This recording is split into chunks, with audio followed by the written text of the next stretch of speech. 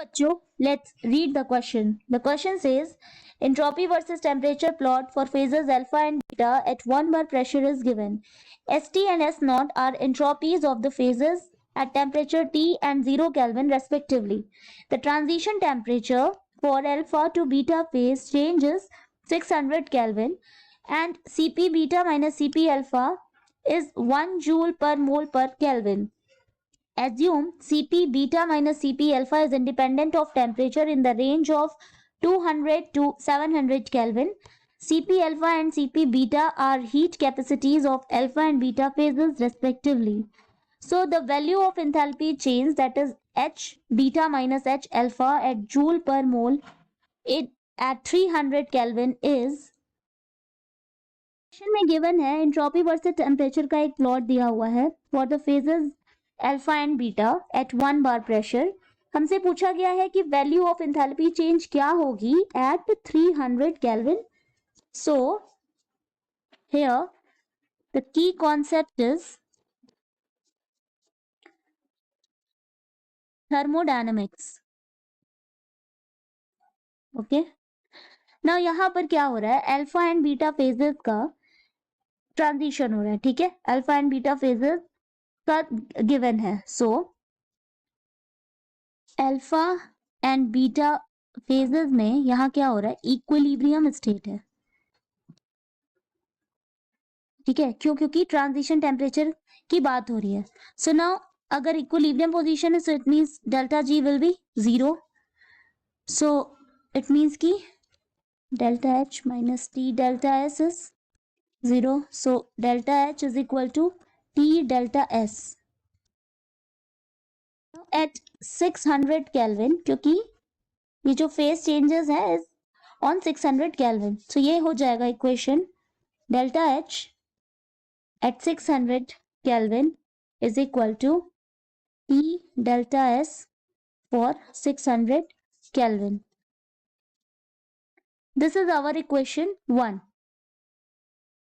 Now इस equation में हमें डेल्टा एस की वैल्यू निकालनी होगी. ठीक है, अब हम यहाँ पर देखें तो दो एंट्रोपीज दी हुई हैं, that is at S T and at 0 temperature. ठीक है, टेम्परेचर टी एंड 0 केल्विन के लिए.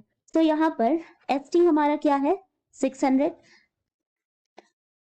So entropy at 600 Kelvin minus entropy at 0 Kelvin for alpha phases 5, because यहाँ पर क्या है, 5 है.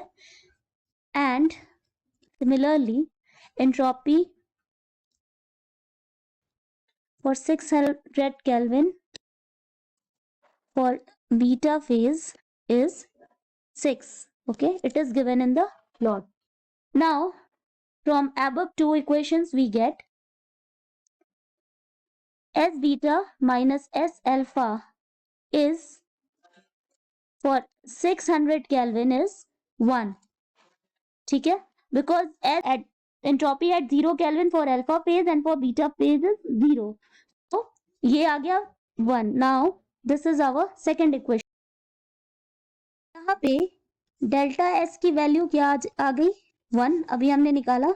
एंड टी कितना है, 600 केल्विन. सो इन वैल्यूज को इक्वेशन 1 में पुट करेंगे.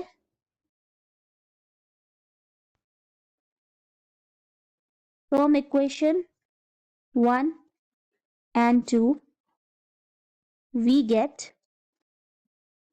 delta H at 600 Kelvin is equal to 600. So value of enthalpy change पूछा गया है at 300 Kelvin और हमने अभी यहाँ पर निकाला है for 600 Kelvin. So now from Kirchhoff's law, Kirchhoff's law क्या बताता है, enthalpy change is related with temperature. Okay, so ये किरचॉफ्स लॉ बताता है. किरचॉफ्स लॉ का इक्वेशन है del H2 minus del H1 upon T2 minus T1 is equal to delta Cp. ना यहाँ पर हमारा del H2 क्या है? del H 600 Kelvin. Delta H1 क्या है? Delta H at 300 Kelvin. T2 is for 600 and T1 is 300 and delta Cp is 1, that is given in the question. So now putting these value, we will get delta H at 600 Kelvin minus delta H at 300 Kelvin is equal to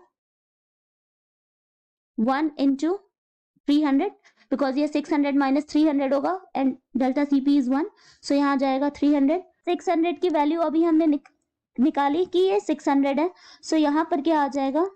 600 minus delta H at 300 Kelvin is equal to 300. So यहाँ से delta H at 300 Kelvin आ जाएगा 600 minus 300, that is 300. So H for 300 Kelvin is 300. गया था value of enthalpy change at 300 Kelvin. So that is delta H for 300 Kelvin is, answer is 300. Hope you understand it well. Best of luck.